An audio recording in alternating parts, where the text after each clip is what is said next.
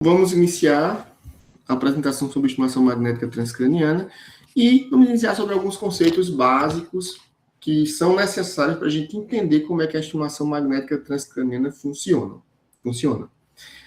Primeiro, a gente tem que entender que para que fosse possível o surgimento de um tratamento como este, de um método como este, o princípio da indução eletromagnética ele foi fundamental.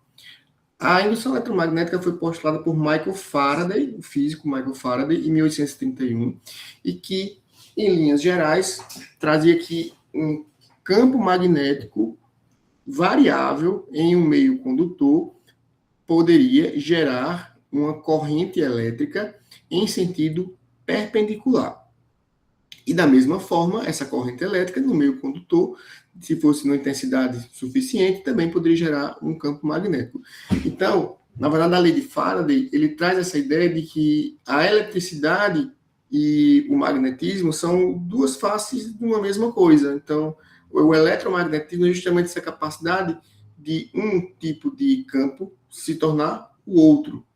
E isso é a base da estimulação magnética transcraniana. Para vocês entenderem, o equipamento de estimulação magnética transcraniana, na verdade, ele gera uma corrente elétrica de altíssima intensidade.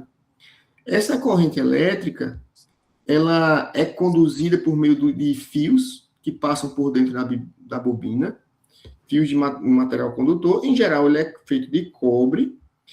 E aí, ele é tão intenso que é capaz de gerar um campo magnético. Deixa eu só pegar aqui a canetinha. Então, ele vai passar aqui, ó, a corrente elétrica passa por dentro da bobina, vai passar nos fios de cobre, né, pelos fios de cobre, e isso vai fazer com que ele induza um campo magnético que vai surgir no sentido perpendicular, transpassando aqui as barreiras biológicas, o crânio, a pele, o líquido, chegando até o cérebro. O campo magnético, diferente da eletricidade, ele não encontra resistência nos materiais biológicos. Quando a gente está usando a eletricidade, por exemplo, na eletroconvulsoterapia, a gente sabe que a maior parte da energia que a gente está liberando ali no eletrodo, ele se perde no meio do caminho, porque existe uma impedância, uma resistência do tecido para a passagem da corrente elétrica. Isso não acontece com o campo magnético, ele passa livremente pelos os anteparos biológicos para chegar no córtex cerebral. O que compromete a intensidade do campo magnético é a distância, porque à medida que o campo magnético se afasta dali da sua origem, no caso ali o centro da bobina principalmente, ele vai perdendo muito a intensidade. Então, quanto mais distante o alvo tiver da bobina, menor é a quantidade de campo magnético, de energia que vai chegar nele. E aí o que acontece? Quando o campo magnético que foi gerado pela essa corrente elétrica da bobina chega ao córtex, ele está encontrando ali outro meio condutor. O córtex cerebral é um meio condutor da eletricidade. Nosso cérebro é um órgão elétrico. Funciona através de microdescargas elétricas que são induzidas ou quimicamente, ou enfim, ou de forma elétrica, de fato, com íons e tudo mais. Quando o campo magnético chega no córtex, ele vai gerar uma outra corrente elétrica, só que essa corrente elétrica é muito mais focal e muito menos intensa, justamente pela distância da corrente elétrica inicial. Então, ele vai gerar aqui uma corrente elétrica no córtex cerebral. E isso que vai ter o efeito de neuromodulação, essa corrente elétrica. Então, no final das contas, a estimulação magnética transcraniana não é nada mais, nada menos do que uma estimulação elétrica também. Então, ele usa o campo magnético apenas para atravessar as barreiras biológicas e chegar lá no córtex e gerar uma nova corrente elétrica, só que é uma corrente elétrica focal. Isso difere, por exemplo, da eletroconvulsoterapia, que é uma corrente elétrica difusa, é uma corrente elétrica que se dissemina pelo tecido cerebral e não um foco específico. E é por isso que na eletroconvulsoterapia o paciente convulsiona, porque você tem uma corrente elétrica que é mais intensa, então ela começa a gerar uma desincronização global ali do cérebro. E aí a pessoa acaba tendo a convulsão justamente porque vai chegar em áreas motoras. A convulsão, no caso da ECT, é uma evidência visual de que o estímulo de fato se generalizou. Qualquer estímulo cerebral que seja muito intenso e supere muito ali a capacidade de potencial evocado dos neurônios, pode gerar uma convulsão, porque ele vai se disseminando. E aí, já trazendo aqui para o século XX, quem teve a ideia de começar a usar um equipamento para estimular o cérebro, usando campo magnético, foi um engenheiro que trabalhava com neuroengenharia, que chama-se Anton Bacher, que ainda é vivo, inclusive, ainda faz bastante pesquisa e tudo mais. Ele desenvolveu o primeiro equipamento e fez o primeiro experimento em 1985, quando publicou o artigo. Na verdade, a ideia dele era usar um pulso magnético para estimular o córtex motor primário e ter uma ação motora aqui no membro contralateral. Então, ele queria conseguir elicitar, né, despertar um potencial motor evocado. Então, com essa bobina circular, bobina mais simples do que a que a gente usa atualmente, na verdade, a bobina circular ainda é usada em alguns casos, na fisioterapia, para reabilitação motora, por exemplo, é muito utilizada, na psiquiatria menos. Então, ele ia estimular aqui o córtex motor primário, do lado direito, por exemplo, e aí, com esse estímulo, a gente tinha um potencial de ação, e ia passando aqui pela medula e tudo mais, chegava até o membro da pessoa e causava uma contração muscular no polegar, porque ele estava estimulando exatamente o córtex motor primário na região responsável pela contração do polegar, do abdutor curto do polegar.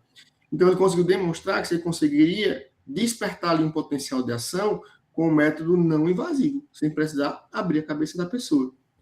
E daí, então, surgiu a estimulação magnética transcraniana. Depois começaram as aplicações clínicas. Como é que a estimulação magnética transcraniana funciona e por que é que esses efeitos eles não são apenas circunscritos naquele momento? Por que é que os efeitos neurofisiológicos eles podem persistir mesmo após o término do tratamento? Porque eles vão gerar uma modificação na conectividade cerebral e nos potenciais de ação, através de um mecanismo de neuroplasticidade. Então, o que é que se sabe? Que quando você está usando um estímulo de alta frequência, por exemplo, 10 pulsos por segundo, onde os pulsos se sucedem assim, mais rápidos, e por 10 pulsos por segundo, você vai ter um aumento de um fenômeno chamado long-term potentiation, ou potenciação de longo prazo. Então, você vai ter uma facilitação na comunicação sináptica. Isso quando você está usando um estímulo de alta frequência. Consequentemente, você vai ter um efeito de excitação neuronal. Você vai aumentar a excitabilidade naquela região, naquelas sinapses do alvo que você está estimulando. Por outro lado, quando você utiliza uma estimulação de baixa frequência, por exemplo, 1 pulso por segundo, você vai ter um efeito de depreciação de longo prazo, ou depressão de longo prazo, que você vai ter um mecanismo de silenciamento da sinapse. Então, ela vai ficar menos ativada do que o normal, que, no final das contas, você vai ter um efeito inibitório. Isso explica porque a estimulação de alta frequência tem um efeito excitatório e a de baixa frequência tem um efeito inibitório. E essas alterações neuroplásticas são mediadas muito por GABA, por ação em receptores de glutamato, receptor NMDA, por receptores AMPA também de glutamato. Então, é uma rede bem complexa assim, de neurotransmissão que está relacionado. Então, no final das contas, claro que você pode ter ali, isso desembocar num mecanismo de regulação de monoaminas, só que a gente está indo por outro caminho. Isso explica porque, às vezes, alguns pacientes talvez não respondam à medicação e respondem aqui a um tratamento de neuroestimulação, porque você, no final das contas, está chegando no mesmo lugar, mas por um caminho completamente diferente. E aí, a estimulação magnética transcraniana, ela não tem aplicabilidade exclusivamente terapêutica, ela também pode ter uma aplicabilidade diagnóstica, investigação neurofisiológica. Na psiquiatria, a gente sempre usa a estimulação com pulso repetitivo, que é em frequência, os pulsos sequenciados. nosso objetivo ali é modular a atividade cerebral para mais ou para menos, efeito excitatório, efeito inibitório. Mas a gente também pode usar a estimulação magnética transcraniana como meio diagnóstico, um meio de estudo de condução do impulso nervoso. E isso se faz através do pulso simples. Você faz um pulso único na região cerebral e você vai medir ali, por exemplo, a velocidade de condução do impulso nervoso, se enfim, se isso é sugestivo, por exemplo, um processo neurodegenerativo, desmielinização, que assim na prática clínica ainda não é tão usado, mas em pesquisa é bastante. Na psiquiatria, a gente usa o pulso simples basicamente com a única finalidade, que é para você determinar o limiar motor de repouso do paciente, que é quanto você precisa de intensidade de campo magnético para ter um potencial de ação. No final das contas, para ter essa contração no polegar, contralateral à área que a gente está estimulando. E a gente tem uma ideia da medida de quanto a gente vai precisar usar na intensidade do estímulo, na potência do estímulo, para ter um efeito clinicamente significativo. E aí, pessoal, vamos ver se vocês conseguem ouvir aqui. Isso aqui são 2 vídeos que eu gravei, mas para exemplificar. Estimação magnética transcraniana é uma coisa que é relativamente difícil de você imaginar se você nunca viu. Ó, aqui é Juliana, né, hoje é psiquiatra, na época ela fazia estágio comigo, residente de psiquiatria, e eu pedi para ela gravar uns vídeos comigo para a gente demonstrar aqui, por exemplo, como é que você verifica o limiar motor de repouso. O que é que vocês vão ver? Ela vai fazer um estímulo com essa bobina, a bobina em figura de 8, na área aqui do meu córtex motor primário à esquerda, e eu vou ter uma contração muscular no meu polegar, na mão, isso não precisa ser tão assim preciso, se a gente tiver uma contração, em outros dedos da mão a gente considera também, quando ela faz o pulso simples. Então, ela aperta o botãozinho na bobina, ela libera um pulso magnético, um clique, você escuta um cliquezinho, e eu vou ter a contração muscular. Ela começa a diminuir a intensidade desse pulso para ver qual é a menor intensidade necessária para eu ter essa contração. Na verdade, é qual é a intensidade necessária de campo magnético para a gente ter um potencial motor evocado. E isso é uma medida relacionada com o que a gente chama de limiar motor de repouso. É a menor intensidade de campo magnético para a gente despertar ali um potencial de ação. Liberem aí o áudio de vocês ouvirem. Isso aqui. Ela vai explicar algumas coisas, mas preste mais atenção na imagem.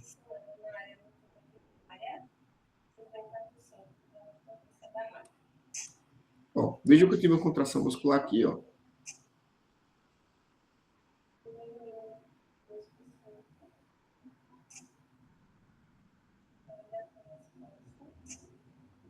Deu contração mais aqui nos outros dedos, mas enfim, tem contração na mão.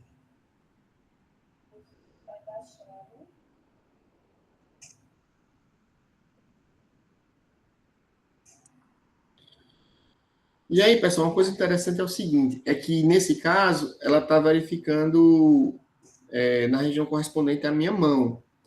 Só que a gente pode também verificar ou buscar ali, investigar o limiar motor de repouso em outras regiões do córtex motor.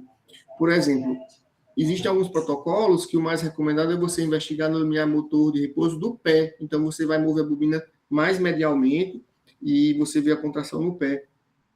Só você seguir ali aquele homúnculo de Penfield, né? Você vai procurando ali a região motora correspondente à área que você está pesquisando. O mais frequente, de fato, é na mão. A musculatura que, no caso, responsável pela contração no polegar, enfim, e outros dedos da mão. Então, isso é o pulso simples. Só sai um pulso por vez. Ela aperta, ela dispara a bobina, sai um pulso magnético. Não tem finalidade terapêutica, apenas assim na determinação do limiar motor de repouso e em pesquisas de neurofisiologia. E também isso tem uma aplicabilidade, que eu realmente não sei o quanto isso é feito hoje, mas tem uma aplicabilidade, por exemplo, para planejar uma neurocirurgia. Aí ela vai saber exatamente onde é que está meu córtex motor primário, e se ela precisasse abrir para acessar meu córtex motor, ela saberia que era só abrir ali, fazer um acesso naquela região que ela vai chegar lá certinho. Enfim, talvez hoje com as técnicas de neuroimagem mais avançadas, com neuronavegação, isso não seja algo tão imprescindível, né? Mas que pode ser um auxiliar.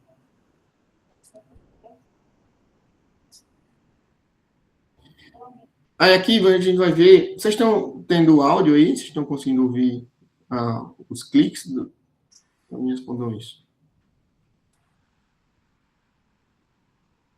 Sim? Sim, professor. Ah, ótimo. Pronto. Aqui, pessoal, é um exemplo de dois tipos de estimulação magnética transcraniana repetitiva. São os dois protocolos mais clássicos. Existe uma certa discussão na literatura qual é onde é que se divide a alta e a baixa frequência. O que a gente sabe é que frequências mais altas, por exemplo, acima de 5 Hz, tem um efeito excitatório. A literatura, às vezes, considera que 1 Hz para baixo, 1 pulso por segundo para baixo, tem efeito inibitório, e mais do que isso, tem efeito excitatório. Mas o que é mais comum é você ver 1 Hz para inibitório e para excitatório 10, 15, 20, 30 Hz. Em alguns protocolos existem frequências mais altas. Só que no tradicional, no dia a dia, o protocolo padrão ouro é de 10 Hz para alta frequência. Então, escutem como é que seria aqui um protocolo de 10 Hz, 10 pulsos por segundo. Vejam que tem um tempinho de pulso, né? Tem uma pausa de alguns segundos, daqui a pouco reinicia e tem outra pausa, depois reinicia e tem outra pausa. Os protocolos de alta frequência, eles sempre vão ser assim, você tem um tempo de estímulo e um tempo de pausa. Um tempo de estímulo e um tempo de pausa. E vocês vão entender por que também.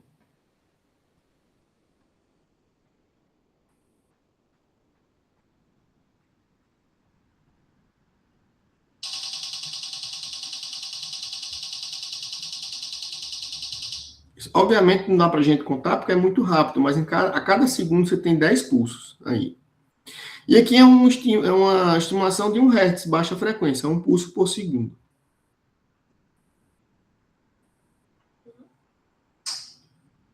Um pulso por segundo.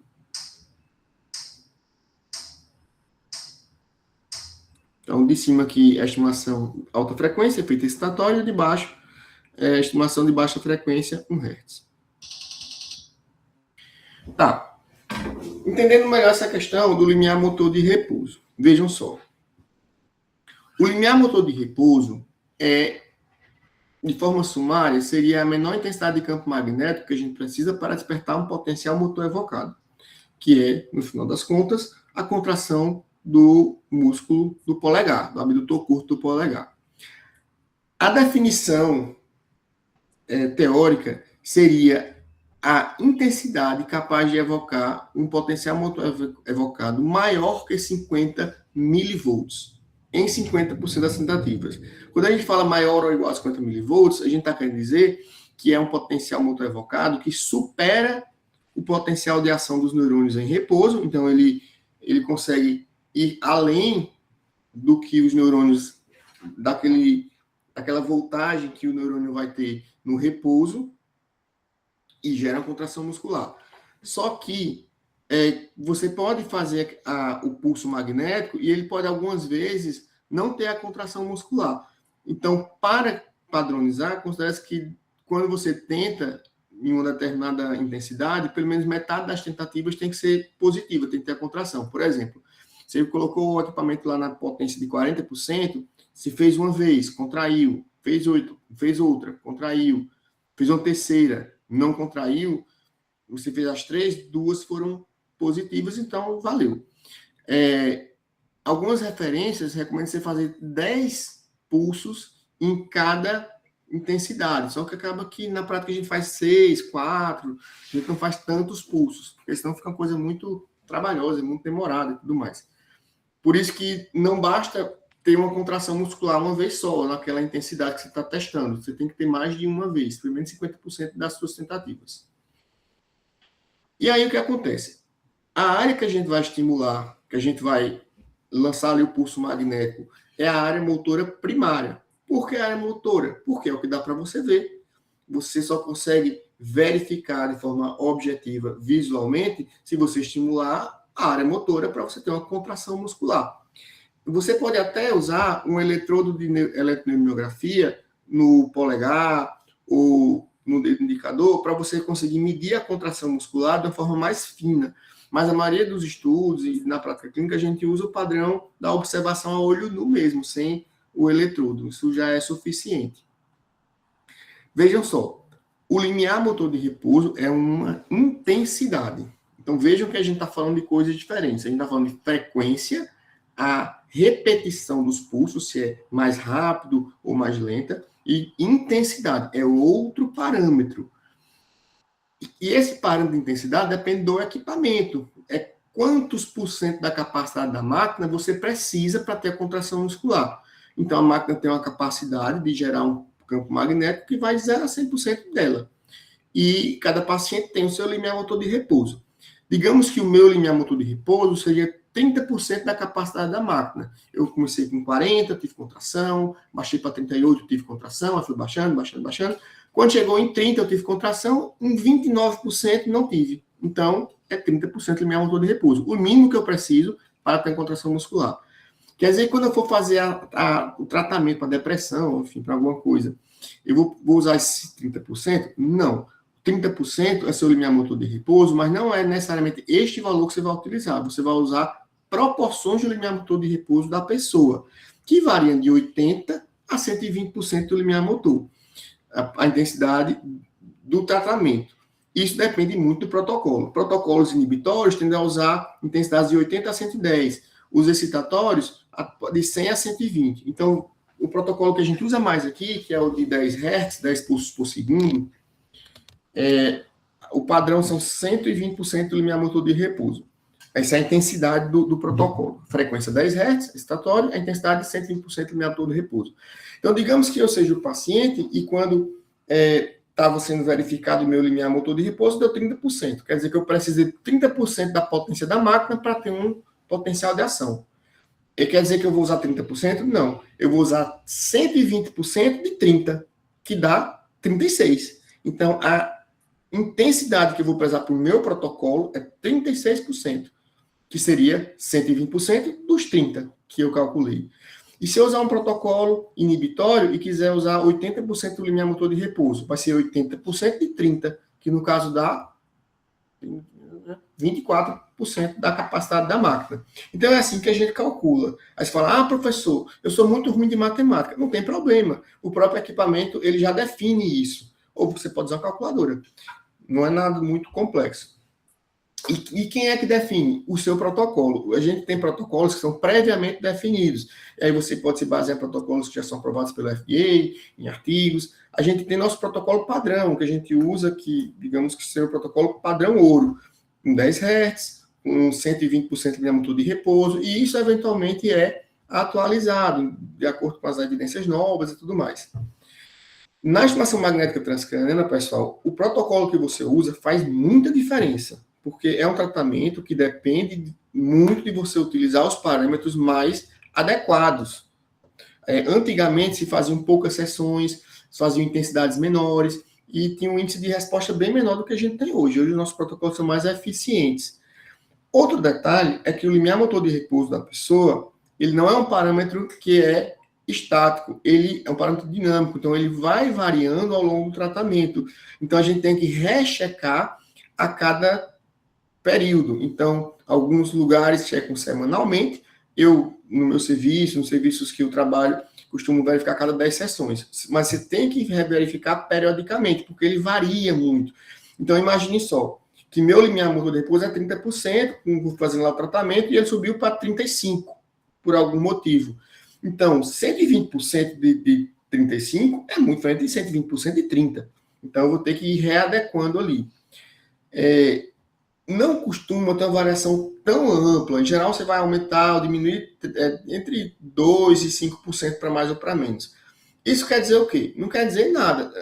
O limiar motor de repouso aumentou, diminuiu. Quer dizer que o paciente está melhor, está pior? Não, não tem relação com melhora ou piora. O paciente tem um limiar motor de repouso muito alto, quer dizer que ele é grave? Não tem relação com as questões clínicas.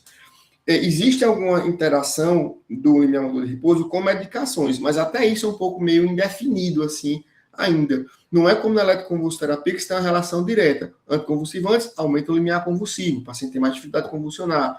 Antidepressivos, antipsicóticos, diminui o limiar convulsivo. Psicoestimulantes, diminui o limiar convulsivo. Então isso já é muito mais claro quando a gente está falando de capacidade de desencadear uma convulsão. O limiar motor de repouso não é tão claro assim.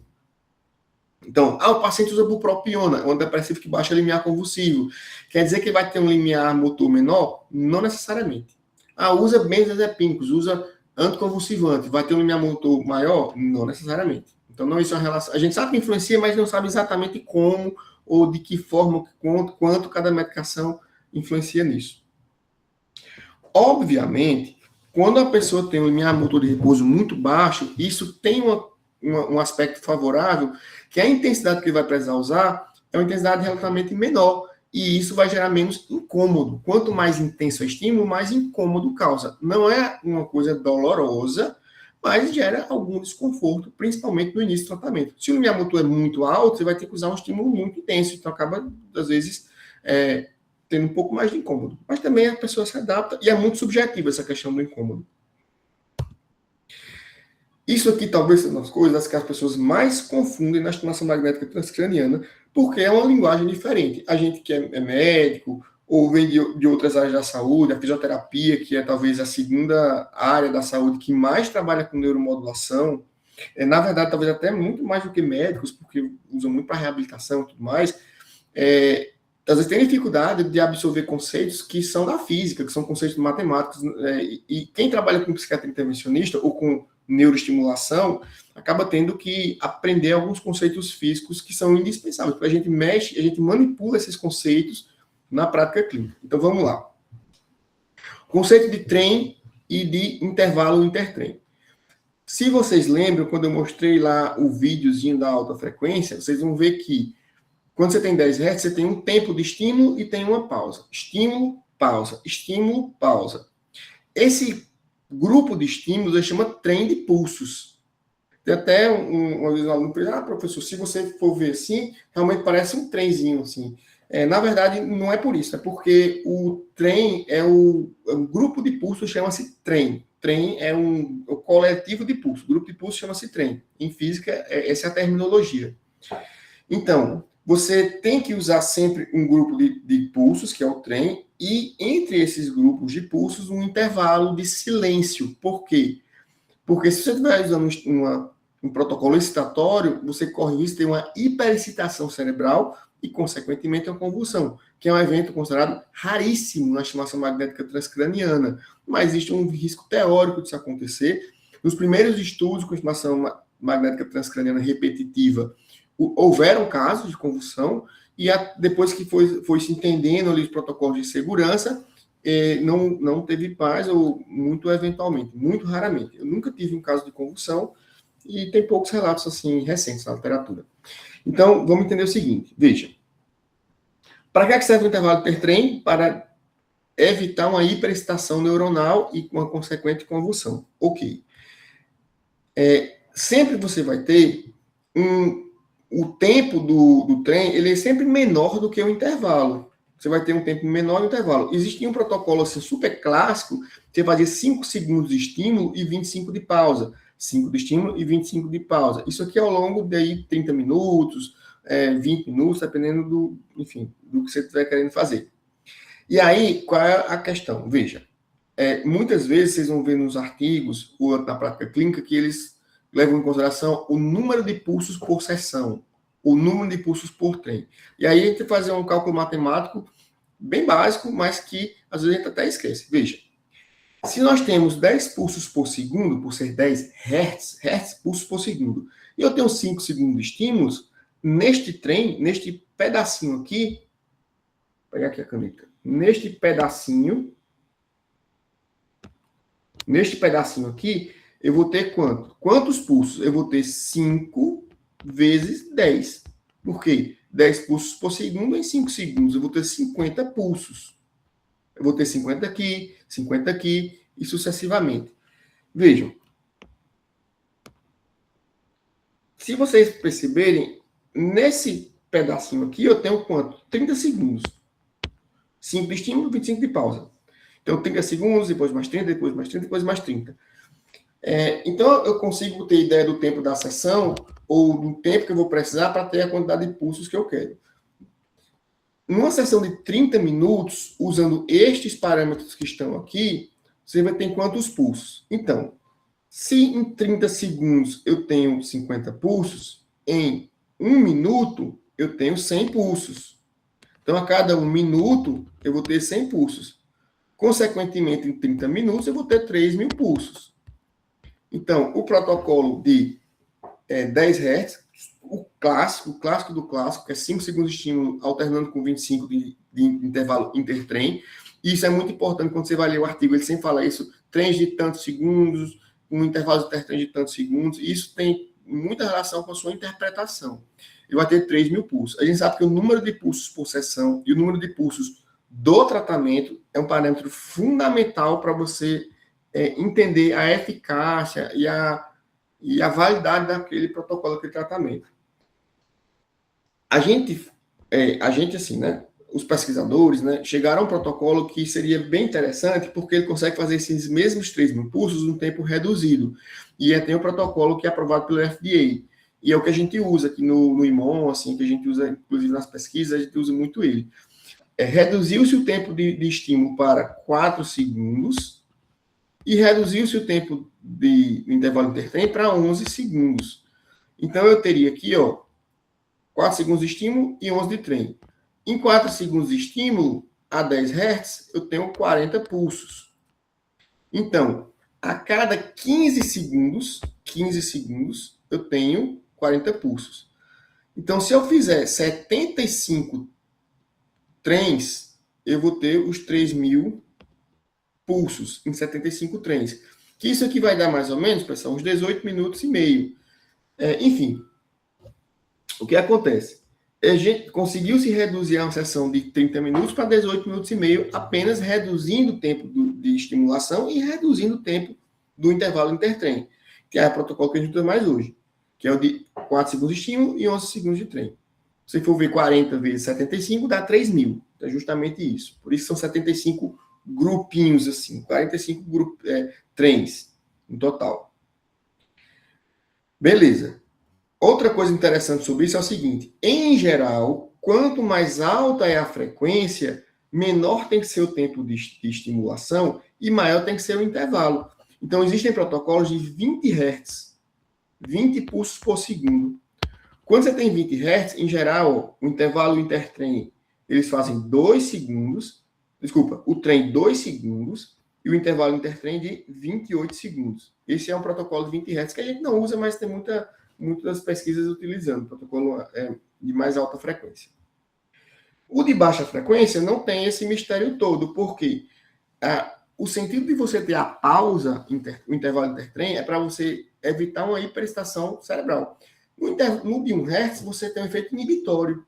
Então, você não tem esse risco tão grande. Existem, inclusive, algumas pesquisas para epilepsia com a estimulação magnética de baixa frequência. O grande problema da epilepsia é que os focos costumam ser muito profundos. Então, você não consegue acessar o lobo temporal mesial, o lobo temporal medial, que é muito comum você ter foco epiléptico ali, com estimulação magnética. O estímulo não chega lá. Então, só seria mais útil se fosse focos epilépticos mais superficiais.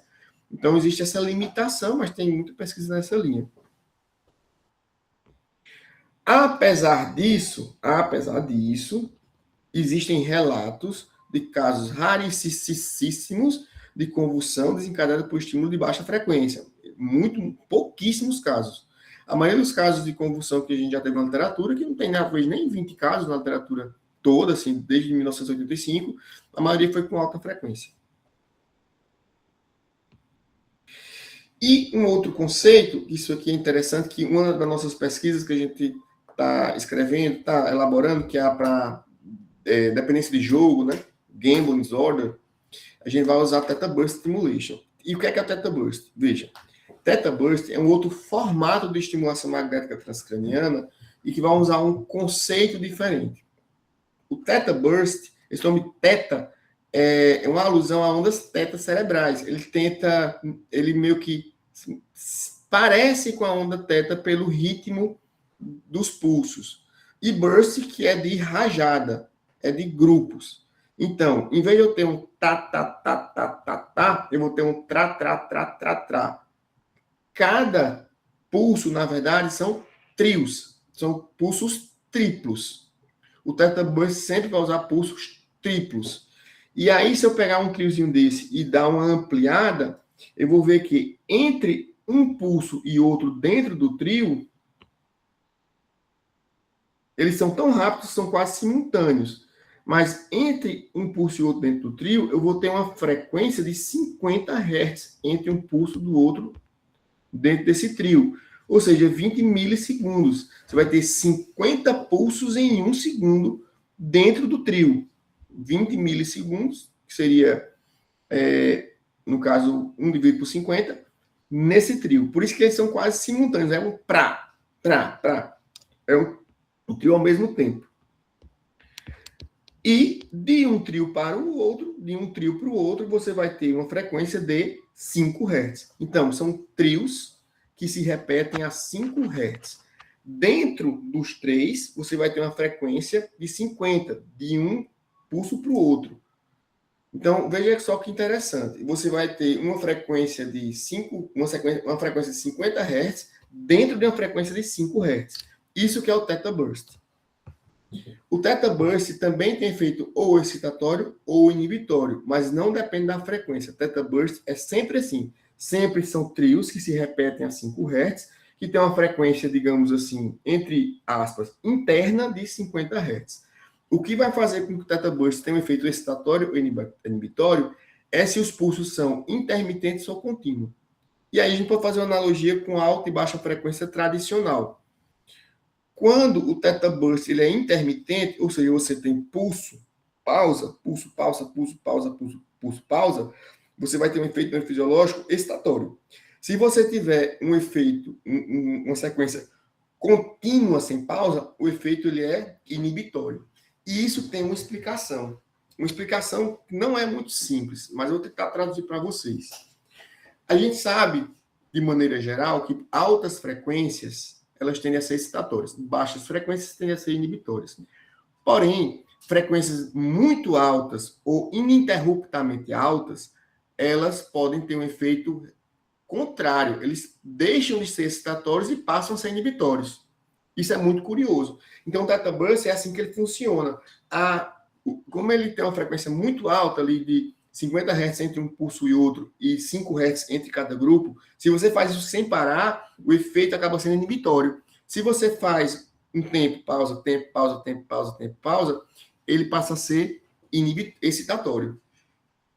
E isso é interessante. Qual é a vantagem? O Theta Burst, beleza, é muito interessante, mas ele é melhor do que a estimação magnética tradicional? Não. Os estudos não mostram superioridade do Theta Burst em relação à estimação magnética tradicional. E aí, se a gente pegar o nosso padrão ouro, que é 10 Hz, de alta frequência, ele não tem superioridade. Porém, ele tem uma equivalência. O que acontece? O Theta Burst intermitente, ele tem evidências bastante robustas de eficácia. O Theta Burst contínuo não tem tanta ainda. Ele tem uma equivalência clínica com o de 10 Hz. Beleza. E se ele não é melhor, para que a gente vai usar se já tem o outro? Porque você consegue fazer num tempo muito curto. Como ele libera muitos pulsos em pouco tempo, você consegue encurtar muito o tempo da sessão. A gente ganha tempo. Então, existem protocolos de Theta Burst intermitente que são 3 minutos de duração. Esse de 3 minutos, ele vai liberar 600 pulsos em 3 minutos, no intermitente.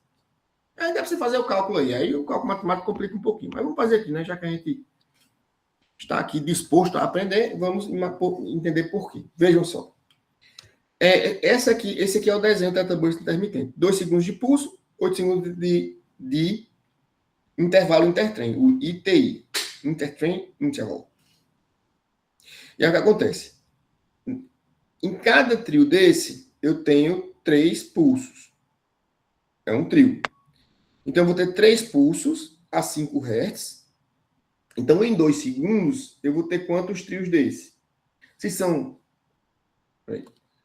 Se eu estou trabalhando aqui com 5 trios por segundo, em 2 segundos eu vou ter 10 trios. 10 trios. Eita. Em 2 segundos eu tenho 10 trios, né? Não são 5 Hz? E se em cada trio eu tenho 3, obviamente, em 2 segundos eu tenho 30. Nesse grupinho aqui, 2 segundos com 8, que são 2 segundos com 8 dá 10, né? Então, a cada 10 segundos eu tenho 30 pulsos. Beleza. Se eu estou fazendo 1 minuto, isso aqui vezes 6, né? 1 minuto. Dá quanto? 3 vezes 6. 3 vezes 6, 18. 180. Vejam só. Depois vocês vão entender essa questão do Theta Burst, que tem uma coisa bem interessante sobre os novos protocolos. Outra coisa que a gente tem que entender, a gente já viu frequência, a gente viu intensidade, a gente agora vai ver onde estimular. Qual é o alvo que a gente vai estimular? A gente vai estimular alvos que sejam acessíveis à estimulação. Então, a maioria dos alvos são corticais superficiais. A gente até tem bobinas que conseguem chegar mais profundamente, mas não tão profundamente. Então, a gente consegue estimular lobo temporal, por exemplo. Lobo temporal mesial. Consegue estimular lobo temporal da região mais lateral, assim, mais superficial, área, por exemplo, as áreas mais auditivas, se a gente consegue. Então, a gente vai ter aqui o córtex motor primário, que a gente estimula para verificar a limiar motor de repouso, e também para protocolos de dor. Protocolo de dor crônica, fibromialgia, a área que a gente estimula é o córtex motor primário, em geral com alta frequência, porque faz parte do circuito da dor. Então, quando você estimula alta frequência, tem um efeito mais, curiosamente, um efeito que inibe a dor, porque você ativa vias analgésicas. Para a depressão, a gente estimula muito o córtex dorsolateral. No caso da depressão, você vai ter uma hipoativação no córtex dorsolateral esquerdo, então você vai fazer um estímulo de alta frequência, ou você pode ter uma hipoativação, uma redução da atividade do córtex dorsolateral direito, pré-frontal dorsolateral direito. Então, você pode fazer um estímulo inibitório do lado direito ou um estímulo excitatório do lado esquerdo, ou os dois em protocolos bilaterais.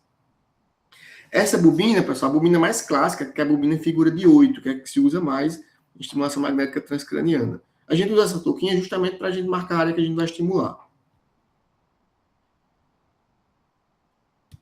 Existem outros alvos e outros modelos de bobina. Existe um alvo que é a área motora suplementar, que fica um pouco anteriormente aqui ao vértex, que a gente usa muito para toque, para estímulo obsessivo compulsivo. Só que para a gente acessar esse alvo, a gente às vezes precisa de bobinas um pouco mais profundas. E a gente tem duas bobinas. No caso, existem duas bobinas principais. A bobina duplo cone, que foi inclusive a bobina que eu estudei no meu mestrado, que a gente fez o trabalho com o Milton em Tourette, a gente usou essa bobina, que ela é uma bobina que tem um formato das duas, as asas dela são bem abertas, então ela acaba tendo uma penetração maior do campo magnético. Ela tem as asas maiores e mais abertas, então você tem um campo magnético que é como se fosse duas bobinas circulares que geram campos magnéticos e se encontram. É por isso que chamam duplo cone, que são os dois cones magnéticos que se encontram e conseguem chegar mais profundamente. E você tem essa bobina chamada H, que é a bobina que tem uma aparência no capacete, que ela é mais complexa, assim, ela consegue atingir uma região ainda mais profunda do que a duplo cone, só que cada indicação tem uma bobina H diferente. Por exemplo, a bobina H7 é a que é usada para toque, que tem aprovação do FDA. A H1 é a que é usada para depressão, que estimula mais as regiões pré-frontais. Essa bobina não tem mais no Brasil. Ela ainda existe no mundo, mas acabou que no Brasil ela, enfim, por questões mais de comerciais, acabou que a empresa resolveu retirá-las do Brasil. Mas a estimulação com a bobina duplo cone, ela é considerada estimulação magnética profunda, e a bobina H7 também. Uma curiosidade é o seguinte: a estimulação magnética com as bobinas mais superficiais, que é a estimulação magnética mais tradicional, estima-se que a penetração do campo magnético seja em torno de 3 a 4 centímetros de profundidade. A bobina duplo cone, ela aparentemente chega a uns 4 a 6 centímetros, e a H a 6 a 8 centímetros, então ela consegue ser mais profunda. A bobina H, ela ganha em profundidade, mas ela perde em foco, então ela é menos focal e tem uma estimulação que tem um risco potencialmente maior de causar convulsão por ser menos focal e mais profunda. Existe uma bobina H também, que eu não lembro exatamente se é H4, é H3, é A2, não lembro qual é, que foi aprovada para tabagismo. Vocês vão ver que tabagismo a gente faz muito pouco, mas é uma aprovação do FDA com estimulação magnética transcraniana para tabagismo. Bem, e aí já estamos falando disso, indicações. Em letra um pouco maior, são as indicações com mais nível de evidência, digamos que aquelas indicações que já não há mais dúvida, né? Depressão, sem dúvida nenhuma, é a indicação com maior nível de evidência. tem um trabalho muito interessante, que é meio que obrigatório para quem estuda estimação magnética transcraniana, que é um guideline, que na verdade é uma revisão de literatura muito ampla, publicado por um grupo francês, do professor Álvaro Lefauché. É uma revisão sobre todas as indicações, enfim, tanto psiquiatria como neurologia, e a última publicação dele foi em 2008, sobre, no caso de estimação magnética transcraniana, tem um pouco mais recente sobre corrente contínua, e ele colocou para a depressão como nível de evidência A, que seria o melhor nível de evidência, que é eficaz, sem dúvida. Obviamente, isso não quer dizer que funcione para todo mundo, mas que, de acordo com as meta-análises e tudo mais, você pode considerar já que é um tratamento eficaz. Para toque, que também já é uma aprovação do FDA, para toque, o FDA aprovou para toque, se eu não me engano, foi em 2019, inicialmente com a bobina H7 e em seguida com a bobina duplo cone. Não existe aprovação para toque com a bobina em 8, porque o alvo é um pouco mais profundo, então é importante ser uma bobina um pouco mais profunda. E uma coisa bem curiosa, e isso aí para os psicólogos e para o Tiago, é que o FDA aprovou para toque, mas existe uma peculiaridade no protocolo. Primeiro, que era um protocolo com a bobina profunda, ou a H7, ou a bobina duplo cone. É um protocolo de alta frequência, de 20 Hz, aquela ideia de você usar uma frequência muito alta para ter um efeito inibitório, no final das contas, porque você tem uma hiperativação naquele circuito que é córtico, estriado, tálamo, cortical, e que deveria ser feito em concomitância com técnicas de provocação de sintomas no toque, que é você provocar o sintoma durante a estimulação para você ter uma maior eficácia da estimulação. Então, isso é muito curioso. A gente nem sempre faz isso, até porque a gente ainda tem que organizar nosso protocolo. Mas o protocolo aprovado pelo FDA é com provocação de sintomas durante a estimulação. Esse é o que tem mais evidência. Que faz todo sentido. Você faz o sintoma emergir para você meio que atacá-lo. É a mesma ideia da exposição e prevenção de resposta, só que em vez de estar usando estimulação, você está usando uma técnica ali comportamental, né, para conseguir fazer com que a pessoa tenha um relaxamento, vá suportando a ansiedade e tudo mais. É um conceito parecido, né? Obviamente é a mesma coisa, mas é equivalente. E acaba que ao redor do mundo não se faz muito com a exposição, porque aí você tem que ter um psicólogo que esteja ali durante a sessão, que treine, tudo mais. E aí daí veio a ideia que a gente vai fazer isso no estudo da gente com jogos, né? Que a gente vai fazer uma provocação de sintomas, a gente vai provocar, através de alguns estímulos visuais, essa questão da fissura pelo jogo e vai fazer a estimulação concomitante. Que isso também é muito feito em pesquisa para dependência química. Você provoca a fissura com estímulo visual. Não lembro se tem estudos com realidade virtual, mas seria muito interessante, né, fazer com... Eu já pensei até nisso, fazer com um óculos de realidade virtual, você colocar um estímulo e você tratar ali na hora. Enfim, é uma ideia muito interessante, que aí você consegue ter uma eficácia maior no tratamento. Tem ensaios clínicos mostrando isso. Para jogo não tem, é o que a gente vai fazer. Né? Dor crônica e fibromialgia, o nível de evidência é muito alto, pessoal. O nível de evidência de dor crônica e fibromialgia é semelhante ao nível de evidência para a depressão, só que a gente acaba utilizando muito pouco isso, né?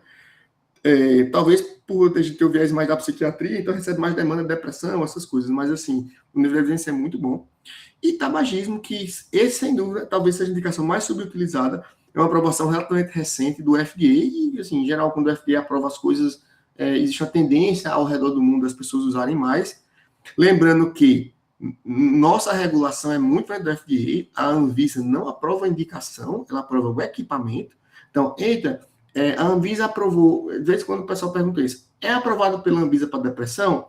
Veja, a Anvisa não aprova a indicação, a Anvisa aprova o equipamento, ela aprova a segurança do equipamento. O uso, você tem que se basear em evidências clínicas. Aí é você que sabe para que você vai usar. Existem recomendações, o CFM tem uma recomendação de 2012, que está muito desatualizada, a gente está tentando atualizar, enfim, que era para depressão unipolar ou bipolar, alutação ativa na esquizofrenia e planejamento de neurocirurgia. Isso está extremamente desatualizado, e vocês vão entender por quê. Ok, esses 4 primeiros grupos de tratamentos aqui são os com evidência maior. Transtorno depressivo, pessoal, entenda o transtorno depressivo unipolar. Por quê? Depressão bipolar, existem boas evidências, mas o FDA nunca aprovou. por considerar que as evidências são insuficientes para a depressão bipolar. O CFM, quando lançou a resolução em 2012, em 2012, né? Você vê, já faz o quê? 14 anos.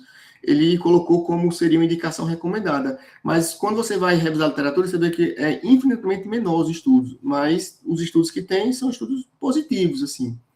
Então, existe sim indicação, e é uma indicação bastante segura para a depressão bipolar também, mas essa que é nível A de evidência é para depressão unipolar, né? Outras indicações com nível de evidência, digamos assim, nível B, né, que provavelmente funciona, e vocês vão ver que boa parte das indicações não tem muita alternativa de tratamento que funcione. Por exemplo, transtorno por uso de substâncias, a gente tem pouca coisa a fazer do ponto de vista biológico, né, assim, de medicação e tudo mais, a gente usa muito medicação sintomática, enfim. E a maioria do tratamento é mais comportamental e uma série de outras coisas. Mas existem evidências muito interessantes para diminuir fissura, e melhorar também a questão do controle inibitório, funções executivas, né? Que isso é essencial, né, no tratamento da dependência química, principalmente para cocaína e crack. Os estudos são mais com cocaína e crack. Com álcool não tem muito estudo, enfim, para maconha tem pouca coisa, mas assim, com crack e cocaína é o que tem mais. Transtorno de estresse pós-traumático, tem evidências bem interessantes para estresse pós-traumático, que é um transtorno muito difícil de tratar. Quem está na prática clínica sabe que é muito difícil tratar estresse pós-traumático grave. Essa aula está bem atualizada. Eu, recentemente, junto com o Clarence e o professor Antônio Perevino, a gente escreveu o capítulo do ProPsique, né, que é o programa oficial de atualização da Associação Brasileira de Psiquiatria. A gente escreveu um capítulo sobre estimulação magnética transcraniana, que já foi publicado, e essas indicações são de acordo com a revisão mais recente que a gente fez, né? Então, está lá no capítulo. Tem outras indicações fora essas, mas essas são evidências mais robustas. Sintomas negativos na esquizofrenia é outra indicação muito subutilizada. Existem muitos estudos mostrando que pode melhorar tanto a parte mais dos domínios cognitivos, como os domínios relacionados à parte de apatia, enfim, os domínios relacionados mais à parte afetiva, digamos assim, né? Obviamente, sintomas depressivos, mas a gente está falando que principalmente sintomas negativos, no geral, e sintomas cognitivos. Obviamente, é um efeito que tem suas limitações, mas a gente está falando aqui de uma circunstância que a gente não tem praticamente nada que funcione muito bem. Então, é algo que vale a pena ser pensado. E a alucinação auditiva na esquizofrenia, que é um protocolo que você vai fazer na região temporoparietal, a região associativa, né, do córtex auditivo. Particularmente, a experiência é muito pouca, eu nunca tive pacientes com alucinação auditiva, mas as evidências são boas. Eu já tive pacientes com zumbido, que é uma outra indicação, que é um pouco assim, evidências são meio parciais, mas que também é uma situação clínica que a gente tem pouca coisa para fazer, né? E aí tem estudos para transtorno espectro autista, tem muitos estudos na parte... Aqui eu estou colocando muita parte psiquiátrica, mas na parte de reabilitação motora, na parte da fisioterapia, tem um mundo de coisas, né? Tem para reabilitação motora pós-AVC, na fonoaudiologia, que é outro grupo profissional que tem, digamos assim, anuência do seu conselho para executar a estimulação magnética para reabilitação de fala, né, pós-AVC, enfim, disartrias em geral, tudo mais. As profissões que têm aval do próprio conselho para executar, indicar a estimulação magnética transcraniana, atualmente são medicina, né, fisioterapia, e aí tem algumas exigências, né, você tem que ter ali um curso de tantas horas, um curso ser apostilado, enfim, tem algumas exigências, sem se registrar no conselho como uma pessoa que executa a estimulação magnética. Fonoaudiologia também, atualmente tem liberação, e em alguns estados, aí, na verdade, em algumas regiões, né, porque é regionalizado, o Conselho de Enfermagem. Aqui em Pernambuco, o Conselho de Enfermagem, ele dá anuência para o enfermeiro executar a estimulação magnética transcraniana, desde que tenha um médico responsável pelo serviço e tenha supervisão. Contraindicação absoluta. Entendam, a gente está emitindo um campo magnético para o cérebro do paciente. Então, a gente tem que ter alguns cuidados especiais. Primeiro, entenda que é um campo magnético, entendam, porém, que a profundidade é muito pequena, o alcance é muito pequeno. Então, se você tiver algum objeto metálico implantado no crânio, isso torna uma contraindicação absoluta pelo risco de você deslocar o material ou de você aquecer o material, enfim, ferromagnético. Não é todo material metálico que contraindica, são apenas materiais metálicos que têm influência de campo magnético, ou seja, são ferromagnéticos. Obviamente, eu nem sei assim, dizer quais materiais são ferromagnéticos, quais não são. Mas existe uma dica muito fácil. Se o paciente tem autorização para fazer ressonância magnética, ele pode fazer MT, porque a ressonância magnética tem um campo magnético bastante intenso, e se ele tem um clipe de AVC, tem, por exemplo, uma placa metálica na cabeça, enfim, e o radiologista, o neurologista disse que ele pode fazer uma ressonância, não tem problema, ele pode fazer MT, nesse caso. Existem algumas coisas, o pessoal fala, se você está fazendo o lado direito, mas você tem ali um estilhaço de arma de fogo do lado esquerdo, um pouco distante. Bem, não é seguro. O ideal é uma distância de, assim, se você for muito conservador, 30 centímetros da bobina. Ou seja, se você tiver um marca-passo cardíaco, isso não tem problema. 30 centímetros é uma distância muito, assim, uma margem de segurança muito larga. Obviamente, você tem um máximo de alcance na bobina mais potente, 8 centímetros de alcance do campo magnético, né? Por exemplo, paciente que usa implante metálico na boca, assim, o plano odontológico, não tem problema. Isso aí não tem grandes problemas. Implante coclear, para pessoas que têm problema auditivo, tem que tomar cuidado, porque você pode danificar o equipamento pela proximidade com a bobina. Implantes, por exemplo, DBS, que o nosso colega Arthur não está aqui hoje, mas ele vai falar sobre isso na próxima apresentação.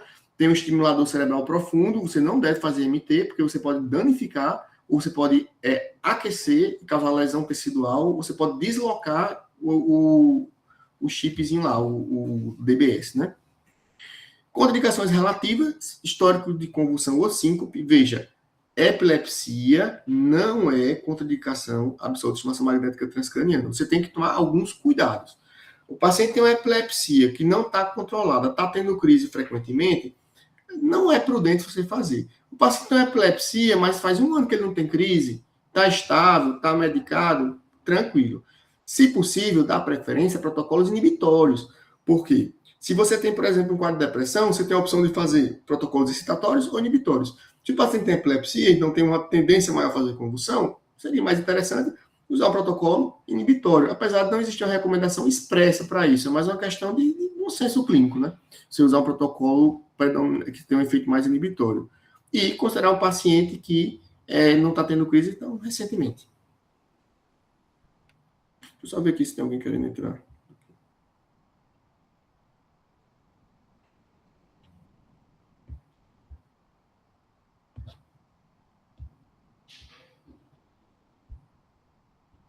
Beleza. Alguns efeitos colaterais. A estimulação magnética é um tratamento super bem tolerado. Dificilmente um paciente deixa de fazer ou descontinua por problema de tolerabilidade. Os equipamentos hoje, eles são muito mais, assim, confortáveis do ponto de vista de ruído, de sensação tátil, do que antigamente. Então, quais são os 2 efeitos colaterais mais frequentes? Desconforto na hora da estimulação.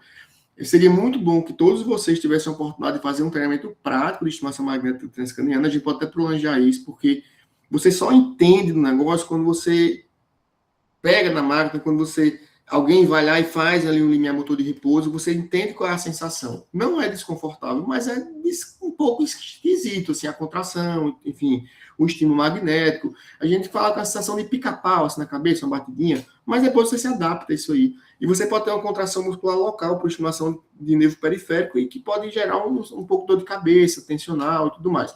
Mas isso passa e a gente trata com analgésico. Estímulos, protocolos excitatórios de frequências mais altas tendem a ser mais desconfortáveis.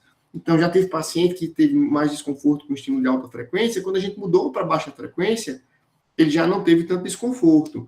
Então, por exemplo, protocolos de uma frequência muito alta, 20 Hz, lembra, o protocolo de toque aprovado pelo FDA são 20 Hz, 20 pulsos por segundo, 2 segundos de estimulação e 28 de pausa. 2 de estimulação, 28 de pausa.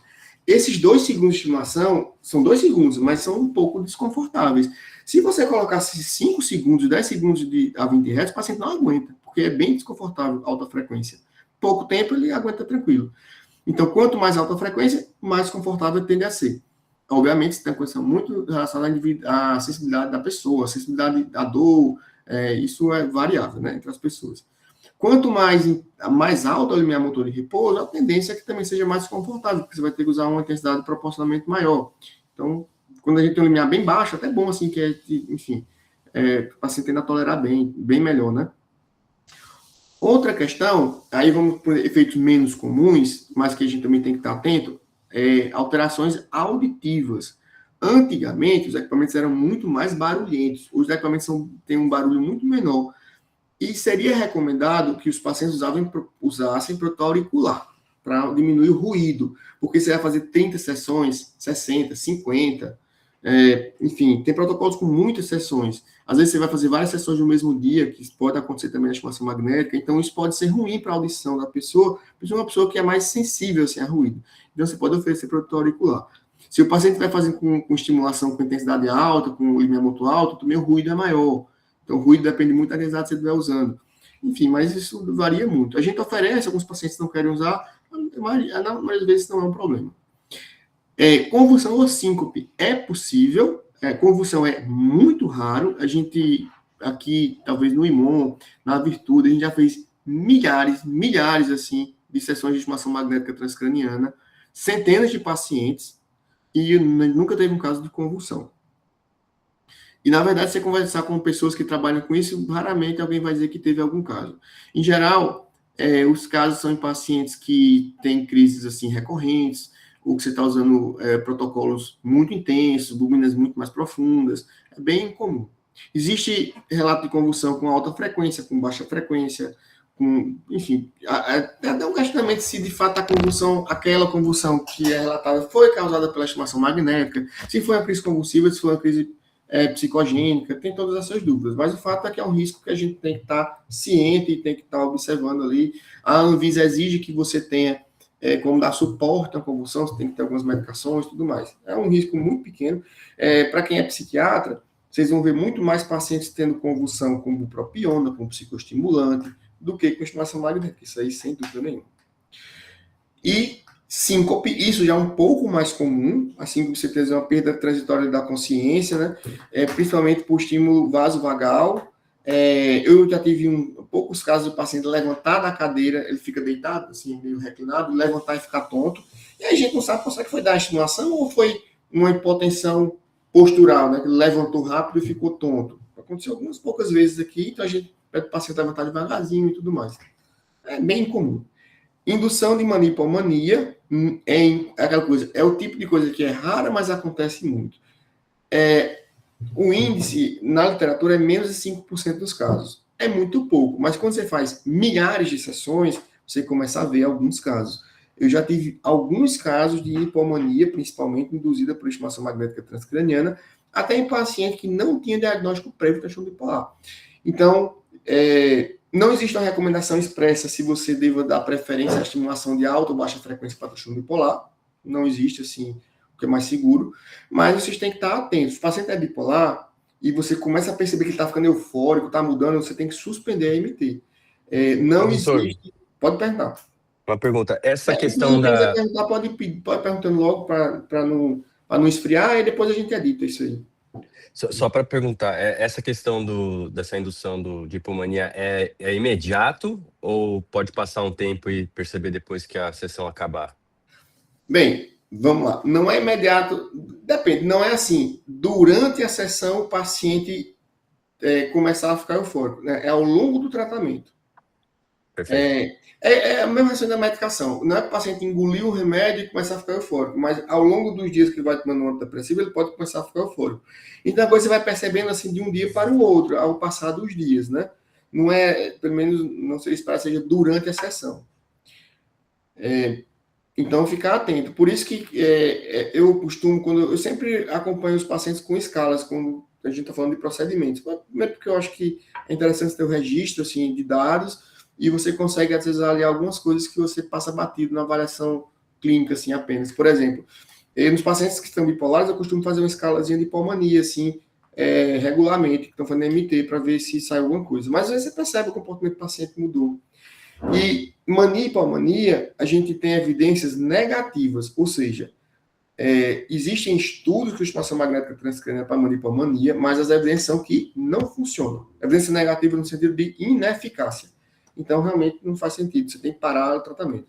O paciente bipolar pode fazer MT? Pode, desde que esteja deprimido, e que se tiver sinais de mania e hipomania, você suspende o tratamento e vai fazer. Você faria isso com antidepressivo, suspende o antidepressivo, ajuste o estabilizador do humor e tudo mais. Então, é isto em relação a transtorno bipolar. E aí, pessoal, agora vocês vão entender um pouco porque é que eu deixei um tempinho para falar sobre Theta Burst. Eu vou só voltar ali o slide, só para vocês darem uma refrescada na memória. Aqui, ó. O Theta Burst é o quê? São estímulos em trios.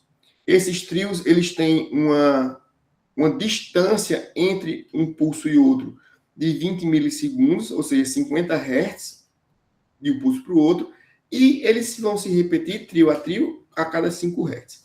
Então, a gente consegue fazer muito mais pulso em menos tempo.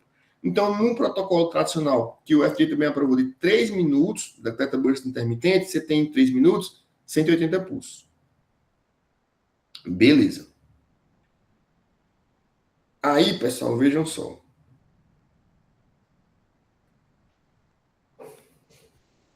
Três minutos e pouquinho, né? Começaram a estudar os protocolos acelerados. O que é o protocolo de estimulação magnética acelerada? É você fazer muita sessão em menos tempo. Se você fez mais de 2 sessões, mais de uma sessão por dia, 2 sessões no mesmo dia, já é um protocolo acelerado. Então, você pode fazer 2, 3, 4, 5, tudo mais. Pensando em você diminuir o tempo do tratamento. O protocolo acelerado, ele não é obrigatório ser feito com Theta Burst. Você pode fazer com estimulação magnética tradicional, que é protocolo de 18 minutos e meio, de 30 minutos. Mas você tem que dar um intervalo entre uma sessão e outra de em torno de 50 minutos, pelo mínimo 40 minutos. Para você não ter, digamos assim, uma hiperexcitação cerebral, também você não ter ali um risco maior de ter dor de cabeça e tudo mais. Você tem a questão de tolerabilidade. Beleza. Então, já se sabia, já se estudava muito protocolos acelerados. 3 sessões por dia, 2, 4 sessões por dia. E aí um grupo de Stanford resolveu fazer um trabalho bem ousado, que eles faziam 10 sessões por dia. 10 sessões por dia. E aí o que acontece? Eles faziam um protocolo de Theta Burst Stimulation de 1.800 pulsos. Na verdade, são 9 minutos aqui. 3 minutos são 600, né? 3 minutos são 600 pulsos, faziam 9 minutos, 1.800. E 9 minutos e pouquinho, um pouquinho menos de 10 minutos. Então, o que é que eles faziam? Em 5 dias, eles faziam 50 sessões. 50 sessões de estimulação magnética em 5 dias. 10 minutinhos de estimulação, 9, 10 minutos, 50 de intervalo. 10 de estimulação, 50 de intervalo. 10 de estimulação, 50 de intervalo. Em 5 dias, 50 sessões. Então, veja, os protocolos tradicionais, que são uma sessão por dia, faziam 30 sessões em 6 semanas. Eles fizeram 55 dias. Mas não era só isso. E, além disso, eles faziam a localização do alvo de estimulação com neuroimagem funcional. Eles pegavam a neuroimagem funcional, faziam uma reconstrução em 3D, que a gente chama de neuronavegação. Neuronavegação não serve só para o protocolo acelerado, né? Você pode usar neuronavegação na prática clínica, mas não é tão usado porque acaba ficando muito complicado ali o procedimento. Mas você basicamente faz uma reconstrução ali em 3D, faz uma ressonância do paciente, coloca um sensorzinho na bobina, um sensorzinho aqui na cabeça do paciente, e aí você consegue saber mais ou menos onde você está ali no cérebro do paciente de forma mais precisa. Então, eles usaram esse método de neuronavegação através da neuroimagem funcional, porque o ponto que eles estimulavam era a região do córtex dorsolateral esquerdo, com maior anticorrelação funcional com outra região do cérebro, que era o giro do cíngulo pré-genual, que é uma região também muito relacionada à regulação de humor. Então, eles viam lá, porque a neuroimagem funcional você consegue ver anticorrelação funcional. Quanto menos ativo está aqui e mais ativo está lá. Assim, quanto mais está extremo a diferença de um ponto para o outro.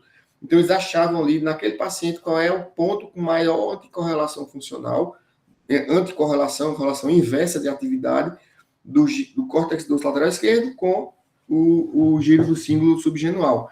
Então, ali era o ponto de estimulação, neuroimagem funcional, neuronavegação, 5 sessões, 5 dias, 50 sessões.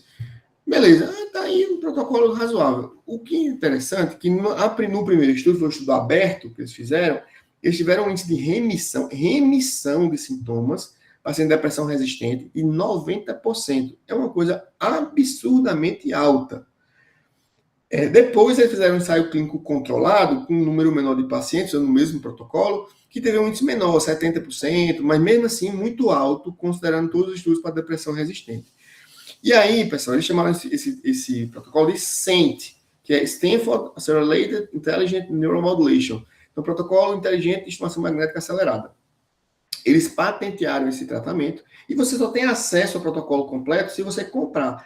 Eles divulgaram basicamente isso que eu falei para vocês, assim, foi o que foi publicado, mas tem alguns detalhes do protocolo que eles não divulgaram, só se você comprar o protocolo, que é o SAINT. Aí, obviamente, assim, é meio caro, né? Você comprar o protocolo, você tem que ter um neuronavegador e tudo mais.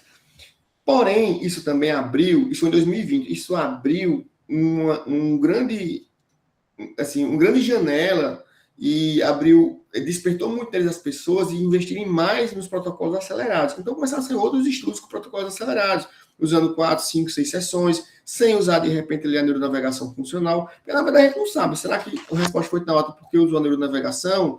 Porque fez muitas sessões em pouco tempo? Ninguém tem certeza do que foi ali o grande diferencial. A gente sabe que a estimulação magnética tem um efeito dose-resposta quase que linear, né? Se fazer muitas sessões, você tem que ter uma resposta maior. Aqui, na minha clínica, também na Virtude, a gente usa um protocolo que é como se fosse metade aqui do SAINT. A gente faz 5 sessões por dia, às vezes em 6 dias, segunda a sábado. A gente faz 30 sessões em 6 dias, ou 6 sessões por dia em 5 dias. É o protocolo acelerado que a gente faz, e muitos lugares fazem assim, sem fazer neuroimagem, sem fazer neuronavegação, e de fato tem uma eficácia bem bacana assim, né? E é esse protocolo que a gente vai estudar no estudo de jogos. A gente vai fazer um protocolo de estimulação magnética acelerada para pacientes dependentes de jogos de aposta online, de bets, né? E com a provocação de sintomas. É isso que a gente vai tentar fazer. E existem muitas críticas ao estudo SAINT. O primeiro estudo, que foi com N pequeno, né? Algumas pessoas falavam que tem mais autor do que participante, né? Enfim. Existem críticas, mas foram 21, né, participantes no baseline. Mas, de fato, foi algo que mudou muito a percepção sobre a estimulação magnética acelerada. Algumas questões, para a gente terminar aqui, questões éticas e regulatórias. E aí existe um grande conflito entre os conselhos. Então, o Conselho Federal de Medicina, em 2012, na resolução, ele defendia que deveria ser um ato privativo do médico, só que o Conselho Federal de Fisioterapia, no caso do CREFITO, também já tinha lançado a resolução que o fisioterapeuta estava habilitado a fazer, e depois outros conselhos lançaram. Então, aquela coisa, né? Cada um tenta puxar a sardinha para o seu lado, mas o fato é que também essa resolução, a resolução muito desatualizada, muito criticável, só tem essas recomendações: depressão unipolar ou bipolar, alucinação auditiva na esquizofrenia e planejamento de neurocirurgia. Lembrando que isso, a gente não tem que seguir estritamente essas resoluções, a gente se baseia muito mais em evidências do que em resoluções de conselho para indicar alguma coisa. Assim. O FDA, que digamos assim, às vezes é um espelho para o mundo, assim, em relação à indicação, né? O pessoal leva muito em consideração quando a coisa é aprovada no FDA, então tende a reproduzir. Até algumas outras agências regulatórias tendem a aprovar mais fácil, depois passa pelo FDA. Então tem para toque, depressão, tabagismo e ansiedade associada à depressão. Não existe aprovação da FDA para transtornos de ansiedade, a menos que seja associada à depressão. Lembrando que é obrigatório o termo de consentimento esclarecido para o paciente, antes de começar o tratamento também, como é bem recomendável para qualquer procedimento, né, na verdade. E é isso aí, pessoal.